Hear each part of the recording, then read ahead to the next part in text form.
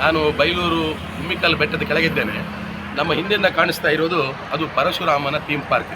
ಅಲ್ಲಿ ಬೆಟ್ಟವನ್ನು ನೋಡಿ ನಿನ್ನೆ ನಾವು ಇದೇ ಜಾಗದಲ್ಲಿ ನಿಂತು ಇಲ್ಲಿ ವಿಡಿಯೋ ಮಾಡಿದ್ದೇವೆ. ಪರಶುರಾಮನ ಕೊಡಲಿ ಮತ್ತು ಬಿಲ್ಲು ಕಾಣ್ತಾ ಇತ್ತು.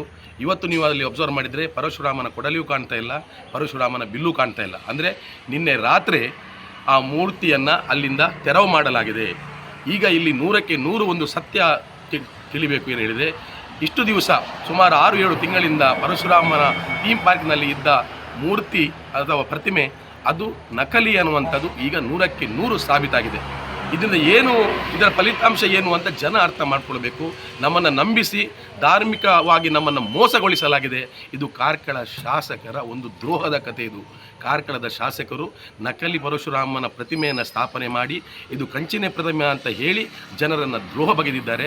ಈಗ ಇನ್ನು ನಮ್ಮ ಮುಂದಿನ ನಡೆ ಏನು ಹೇಳಿದರೆ, ಇಲ್ಲಿ ಕಂಚಿನ ಪ್ರತಿಮೆ ಸಂಪೂರ್ಣವಾಗಿ ಪ್ರತಿಷ್ಠಾಪನೆ ಆಗುವವರೆಗೂ ಕೂಡ ನಾವು ಇಲ್ಲಿ ಧರಣಿಯನ್ನು ಮಾಡ್ತೇವೆ, ಪ್ರತಿಭಟನೆಯನ್ನು ಮಾಡ್ತೇವೆ. ಈ ಸತ್ಯ ಇಡೀ ಜನತೆಗೆ ತಿಳಿಸುವಂಥ ಪ್ರಯತ್ನವನ್ನು ನಾವು ಮಾಡ್ತೇವೆ. ನಮ್ಮ ಟಿವಿ ಕರಾವಳಿ ಕರ್ನಾಟಕದ ನಾಡಿಮಿಡಿತ.